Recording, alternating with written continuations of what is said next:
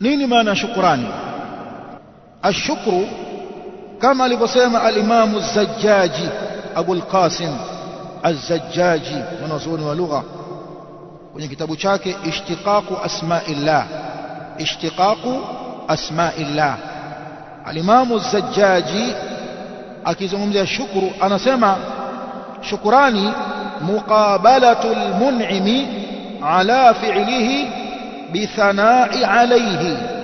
Shukrani ni kumkabili mneemeshaji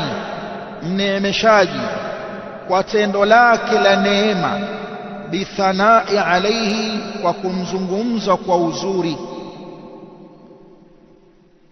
wa qabulu ni'matihi, na kuikubali neema yake, wa i'tirafu biha,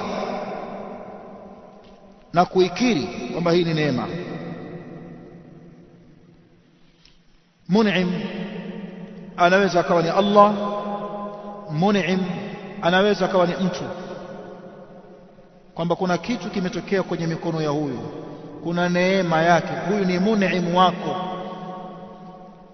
Allah amezungumza kwenye Qur'ani, wa idh taqulu lilladhi an'ama Allahu alayhi, ndio, alafu wa an'amta alayhi. Kwa hiyo Allah ni mun'im na rasul ni mun'im alayhi salatu wassalam.